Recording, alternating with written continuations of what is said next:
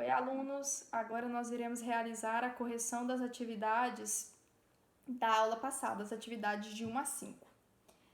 Nós temos aí o texto para analisar as questões, de 1 a 5. Congresso Internacional do Medo. Provisoriamente, não cantaremos o amor, que se refugiou mais abaixo dos subterrâneos. Cantaremos o medo que esteriliza os abraços, não cantaremos o ódio porque esse não existe, existe apenas o medo, nosso pai e nosso companheiro.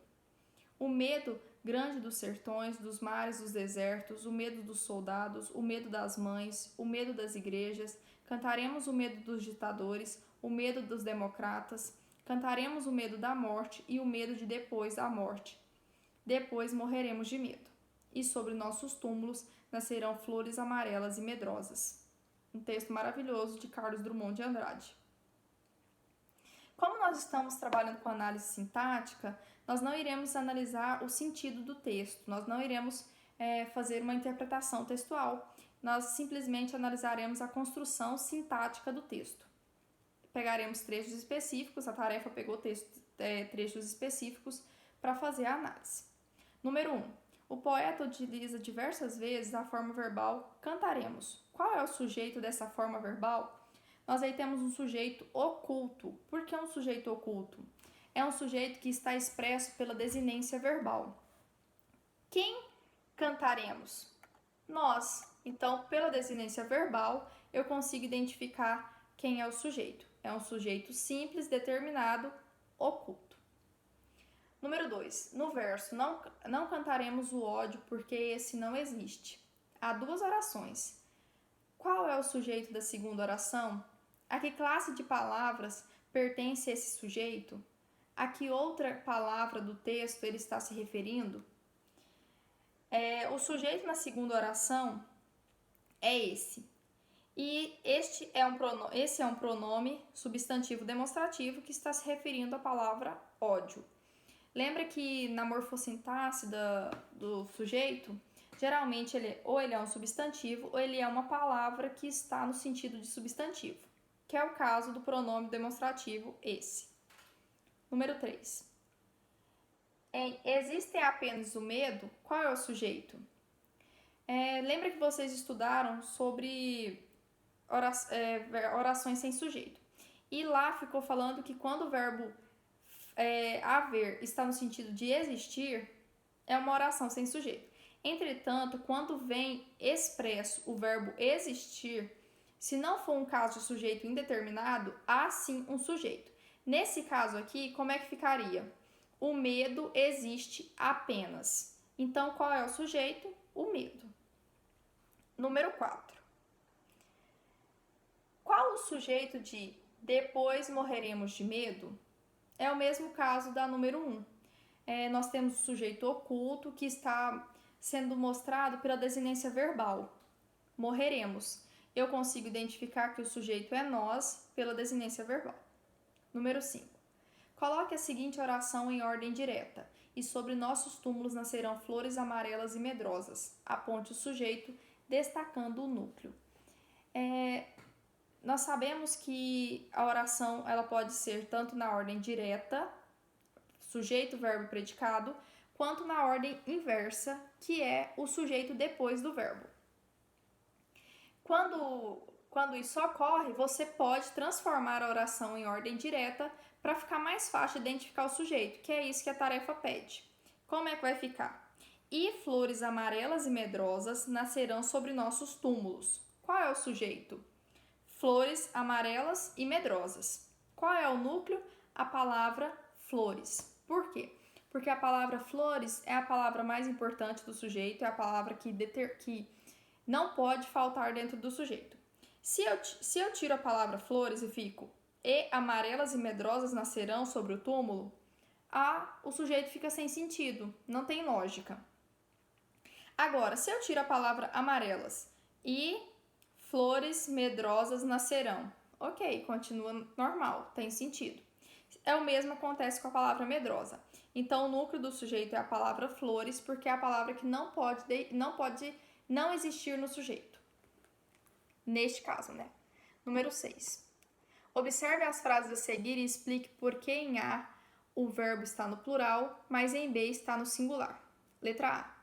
A motorista e a dona do carro compareceram à delegacia para registrar queixa. Letra B. A motorista e dona do carro compareceu à delegacia para prestar queixa. Lendo as duas orações, é possível perceber que, na letra A, nós temos dois sujeitos, a motorista e a dona do carro. No outro, nós temos um só sujeito, que é uma motorista que também é dona do carro. Então, a resposta é o seguinte: em A, temos o sujeito composto com dois núcleos, motorista e dona. Duas pessoas compareceram. E lembrando que o sujeito precisa sempre concordar com o verbo. O verbo precisa sempre concordar com o sujeito. Em B, temos sujeito simples, cujo núcleo é motorista. Nesse caso, apenas uma pessoa compareceu, a motorista, que é também dona do carro. Número 7. Amplie os sujeitos das orações a seguir, acrescentando ao núcleo palavras da classe gramatical indicada entre parênteses. Letra A. Livros faziam parte da biblioteca. Ele pede para você acrescentar pronome adjetivo ou locução adjetiva. Vamos ver como é que fica. Muitos livros de história faziam parte da biblioteca. Então, acrescentou-se aí muitos, que é um advérbio, e de história, que é uma locução adjetiva. Letra B. Carros estavam em exposição. É para você acrescentar um numeral e um adjetivo. Qual é o numeral? 2 carros antigos estavam em exposição. É lógico que você pode ter feito de uma forma diferente, né? Uma resposta que tem N possibilidades. Você poderia ter colocado 2 carros, 3 carros, 4 carros. E aí ele pediu para você colocar um numeral e um adjetivo. Então ele colocou antigos, você poderia colocar 2 carros novos, 2 carros velhos, depende do que você colocou. Letra C. O apito era ouvido ao longe. Pede para você pôr um artigo e uma locução adjetiva. Então vai ficar como aqui no meu exemplo? O apito do trem era ouvido ao longe. Então você pôs o artigo o e ele colocou a locução adjetiva do trem. Poderia ser o apito do juiz, né? Poderia. Letra D. Jogadores participaram do evento. É para você acrescentar numeral, adjetivo e locução adjetiva. Como é que vai ficar? 2 é um numeral. Experientes é um adjetivo. Jogadores de futebol, locução adjetiva, porque caracteriza jogadores, participaram do evento. Letra E. Naquele mês, chegaram navios ao porto. É para acrescentar pronome e locução adjetiva. Naquele mês, chegaram vários navios, então ele acrescentou o pronome adjetivo. Vários navios, que é um pronome indefinido, né? De carga, que é a locução adjetiva, ao porto. Letra F. Gerente foi o responsável pelo bom desempenho da lógica. Pediu artigo, adjetivo e locução adjetiva. O novo gerente, ou artigo, novo, adjetivo, de vendas. O novo gerente de vendas, então colocou aí uma locução adjetiva, foi o responsável pelo bom desempenho da loja. Número 8. Identifique os núcleos do sujeito e em seguida substitua esses núcleos por pronome ou numerais. Letra A. Os telefones públicos eram escassos naquele bairro. Qual é o núcleo do sujeito? Telefones, porque é a palavra que se eu tiro, o restante da frase, o restante do sujeito fica sem sentido. Como que eu posso ter alterado ele por um pronome? Eles eram escassos naquele bairro. Então eu posso ter trocado telefones por eles. Letra B. Gabriela, Camila e Raquel chegaram atrasadas. Aí nós temos 3 núcleos, né? Um sujeito composto, que é Gabriela, Camila e Raquel. Eu posso ter trocado por qual pronome? Elas chegaram atrasadas. Ou as 3 chegaram atrasadas, né? Eu posso trocar tanto por pronome quanto por numeral. Letra C. Sua atitude não me agrada nem um pouco. Qual é o núcleo do sujeito aí? Atitude. Sua atitude é o sujeito e o núcleo atitude. Isso ou aquilo, né, não me agrada nem um pouco. Eu posso falar, então eu troquei por um pronome. Isso não me agrada nem um pouco. Fiz uma troca pelo pronome. Letra E. Atos, Portos e Arames eram os mosqueteiros. Aramis, né? É Aramis, desculpa. Nós temos aí 3 sujeitos: Atos, Portos e Aramis. Nós podemos trocar como 3 eram os mosqueteiros, ou então, eles eram mosqueteiros. Número 9. Ele fez anos no mês passado, amorzinho. Até contei a você que oferecemos a ele uma batedeira. Soubemos que a mulher dele precisava de batedeira. Fizemos uma vaquinha. Pronto. Mas por que você diz que para mim só existem 2 signos? Um outro texto do Carlos Drummond de Andrade chamado horóscopo. Aponte e classifique os sujeitos das seguintes formas verbais. Letra A, do verbo fez. Quem é o sujeito? Ele, né? Porque ele fez anos. Então, ele é o sujeito. Da letra B, contei. Pela desinência verbal, quem contei? Eu, né? Aí ela fala, até eu contei a você. Então, o sujeito aí, eu. É um sujeito oculto. Letra C, o verbo é oferecemos. Pela desinência verbal, eu consigo identificar que o pronome, né, que o sujeito é a palavra nós pela desinência verbal. Quem oferecemos? Nós. Letra D. Soubemos. É o mesmo caso da letra C. Quem soubemos? Nós, né? Nós soubemos. É um sujeito oculto também. Letra E. Precisava. Vamos lá no texto. A mulher dele precisava. Qual é o sujeito? A mulher dele.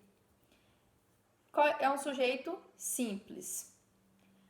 Fizemos. É o caso de sujeito oculto que eu observo pela desinência verbal. Nós fizemos. Diz lá no texto, mas por que você diz? Quem diz? Você. Então, nós temos aí um sujeito simples e determinado. E a próxima, existem. O que existem? Existem, 2 signos existem. Então, qual é o sujeito? 2 signos. Assim que era a tarefa. E eu percebi que muitos de vocês tiveram dúvida nessa tarefa. Número 10. As frases a seguir estão em ordem inversa. Sua tarefa constituirá em: primeiro, colocá-la na ordem direta. Depois, falar qual é o sujeito. E depois, destacar qual é o núcleo. Letra A. No beco escuro explode a violência. Herbert Viana. Como é que vai ficar na ordem direta?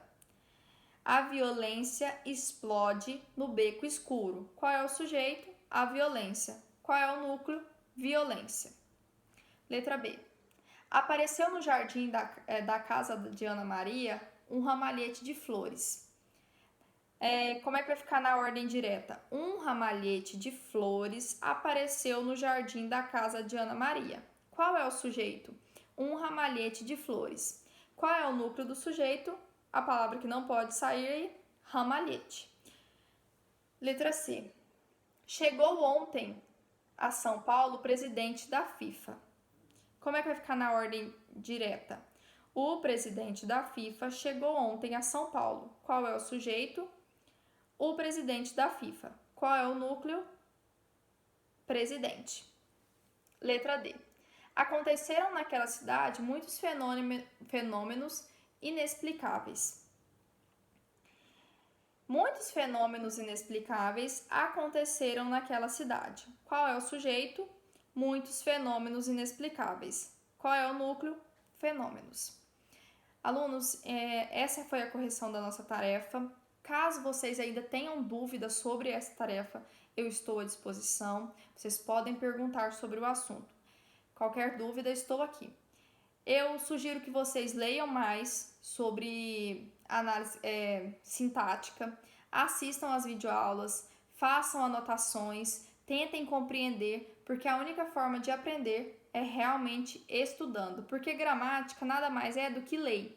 E eu só consigo aprender lei se eu ler a lei, entender e, hipoteticamente falando, decorar a lei. Certo? Muito obrigada. Tenha um bom dia.